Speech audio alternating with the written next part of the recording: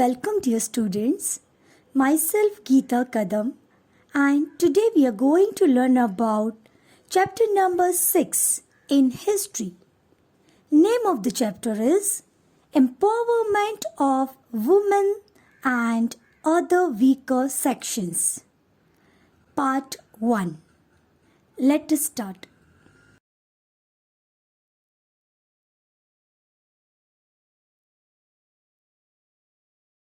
In Indian society, women are traditionally discriminated and excluded from political and family-related decisions. Women in India have to face a lots of issues. They have go through the gender discrimination, harassment, sexual abuse, lack of education, dowry-related harassment, and much more. Students, when we study the condition of women in India, we realize that the roots of several of these problems they face, which lies in the mentality of men. Even in the 21st century, we have not been able to rid ourselves of this male-centered mentality. Women empowerment and achieving gender equality is essential now for our society to ensure the sustainable development of the country. Women empowerment is the process by which women strengthens their capacity, individuality, and collectively to identify, understand, and overcome gender discriminations, thus taking control of their lives. So, how this empowerment in India started, let us see with the chapter 6, Empowerment of Women and Other Weaker Sections. Students, in this chapter, we are going to learn about the following points.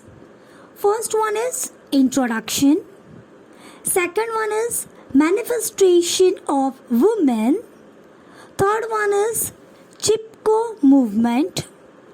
Fourth one is anti-liquor movement. Fifth one is International Women Year. So let us start with the first point, introduction. Women had participated extensively in the freedom struggle. Students, last year, Standard 8th History, we saw about it. We saw how the women participated in Quit India movement, civil disobedient movement under the leadership of Mahatma Gandhi and shown their courage. Beside that, Vinoba Bhave, he made use of women power in the Bhudan movement, which he had started placing his faith in Mahatma Gandhi's philosophy. Women volunteers carried the message of Bhudan to all parts of India. Beside that, women played a significant role in the Telangana peasant armed struggle, which challenged the rule of the Nizams and the feudal system.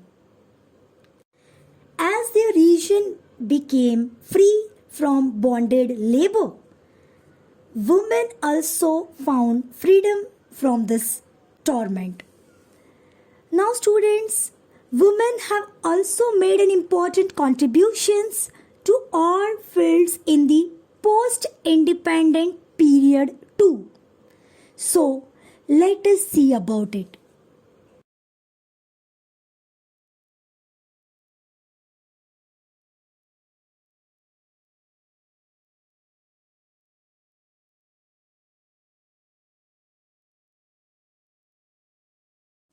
First point is manifestation of women power.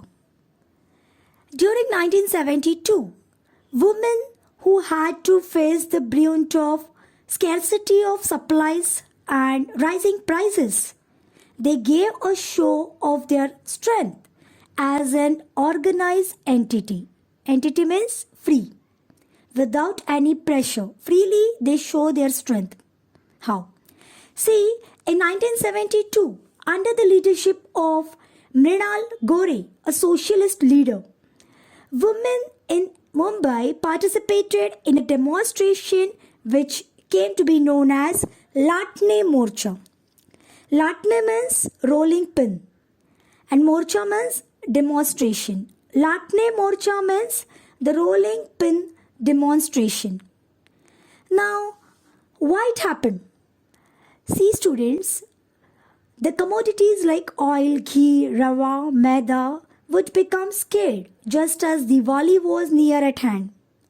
Kerosene had become very expensive. And because of that, women came together, brandishing their rolling pins and took part in the demonstration.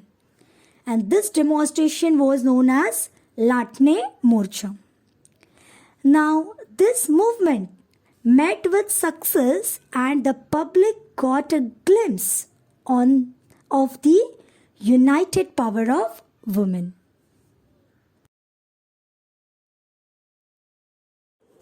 Another show of constructive women power was seen during the Chipko Movement in 1973. Let us see about why and how the Chipko Movement was happened and what was the role of women in this movement.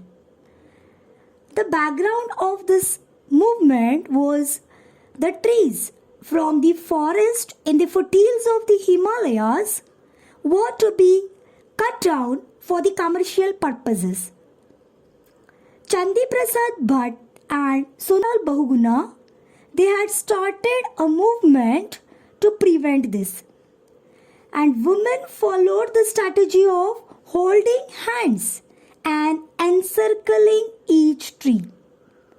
As their method consisted of protecting the tree by embracing it. This movement came to be known as the Chipko Movement. See students, Chipko Movement means for the protecting of forest, women, they embracing the tree. So like that, the Chipko movement was happened in Himalaya, foothills of Himalaya. Now, in this movement, women took part in it with a large number. Women had a big role to play in the agricultural economy of this region. So, Gaura Devi, she was the activist who created this awareness among the women with the help of Sudesha Devi and Bachchani Devi.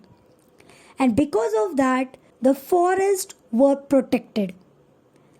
And like that way, the role of women was very important in Chipko movement. Next point is anti-liquor movement. Here also, women shown their strength. How? See, in the year 1992, in Andhra Pradesh, a movement was started against the drinking of alcohol. It received a good response in other states too. As you know students, when the head of the household dies an untimely death due to the addiction to alcohol, the family faces a serious crisis which affects the women most. Due to the alcoholism, they have to deal with extreme sorrow and poverty. And this movement got the support of the anti-Arab movement in Andhra Pradesh. So let us see about how it was started and spread in Andhra Pradesh. As a result of government policy of Arak means a locally produced alcohol. Because of the government policy of Iraq, dealers set up the shop in every town and villages. The poor laboring people began to get addicted to alcohol. At the same time, a literacy program was being run in the villages of the state. And the name of that program was Sita Katha. Sita's story. As you know, Sita, she was a wife of God Rama. So, on her name, Sita Katha, a literacy program was being run in the villages. And in that program, Sita's story was narrated as a part of this program. It was a story about Sita who creates the awareness among the people of the village and get alcohol to be banned from the village. So this Sita Katha, that literacy program, very much helpful to creating the awareness against the alcohol. Now, one of the incidents which was happened in 1992, 3 youth of Dubuganta village of Nellore district in Andhra Pradesh, they drowned in a lake in a state of inebriation and died. Inebriation means they drowned, and because of lack of balance, they drowned in a lake. At this instant, the women of the village came together and forced the closure of Arab shops. The report of this news in the local newspapers had its effect on many other villages, and the movement spread to the entire state. And lastly, the government had to adopt a strict policy against the sale of alcohol. So here also, in the anti-liquor movement, women played a very important role and show their strength. Now, another step for empowerment of women was International Women's Year. The United Nations had declared 1975 as International Women's Year. The 3 aspects of this program were peace, development, and equality between men and women. In our India, in 1975, the Indian government also constitutes the Committee on the Status of Women and appointed Dr. Fularenu Guha as its chairman. A different comprehensive survey was conducted of several issues like social position of women, their status, the consequences of the constitutional provisions made for women, as also the education of women and its percentage, their progress due to education, difficulties faced by working women, the position of women with respect to work or livelihood, their wages compared with men's wages, the female-male ratio, birth and mortality rates, and the role of women. On these different issues, a survey was conducted.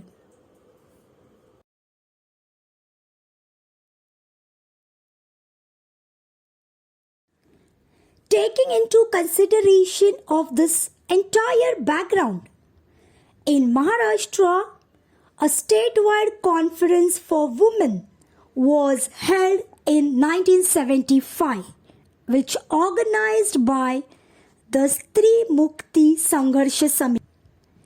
Women from all walks of life, regions were participated in it. Then this Samiti published its manifesto or we call it commitment in the year 1978, that was the policy of a struggle against the discrimination on the basis of gender, caste and varna was adopted.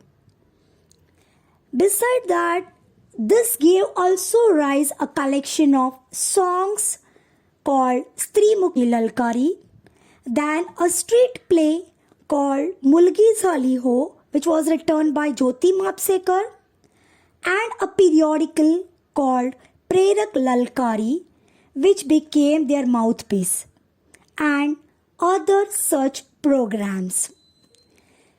In the year 1977, groups like Stri Mukti Andolan Samiti was established by Saudamini Rao in Pune. Beside that, Baija, a fortnightly, as also Stri Uach, Aitrin, and Stri Anyaya Virodhi Manch in Aurangabad. Then Mahila Dakshita Samiti was found in Kolhapur, Mahila Hakka in Nasik, and Nari Prabodhan Manch in Lahore were formed. Anti-dowry protection committees were formed all over Maharashtra. A conference to protest against the oppression of women was organized in Dhule. All these programs were helped to create the awareness in the minds of women for their rights. Now, Vidya Bal's periodicals Nari Samta Manch and Hiron Sarya Zani, as also the work of the Samajwadi Mahila Sabha and Krantikari Mahila Sangatna were of great help in dealing with women's issue. The employment guarantee scheme in Maharashtra also helped to empower the women. After Vidya Bal's Pramila Dandavate, she established the Mahila Dakshita Samiti in Delhi in the year 1976. And the branches of the Samiti now came up in the states of Andhra Pradesh, Tamil Nadu, Kerala, Odisha, Madhya Pradesh, Uttar Pradesh and Punjab. The Communist Party also established the Akhil Bharatiya Janavadi Mahila Sangatna in the year 1980. And the efforts were made to start the branches of this organization in all parts of India. This Sangatana started a struggle against the issues like dowry, female feticide, domestic abuse. Research on women's issues was also undertaken at various levels. Women's study centers were started at the first women's university, that is the Srimati Nathibai Damodar Thakursi means SNDT University. Now this university was in Mumbai too. And at Tata Institute of Social Sciences, Mumbai, Savitribai Phule Pune University and Vaji University Kolhapur. These centers played an important role in critical analysis and in developing a vision of women's issues. Students, from the above explanation, we knew that the united power of women were helpful for the empowerment of women. Rest of the part in this lesson we will see in the next video. Now come to the exercise. First question, answer the following in brief. Describe the Chipko movement. The answer of this question includes the following point. First one is the show of constructive women power was seen during the Chipko Movement in 1973. Second point is trees from the forest in the foothills of Himalayas were cut down for commercial purposes.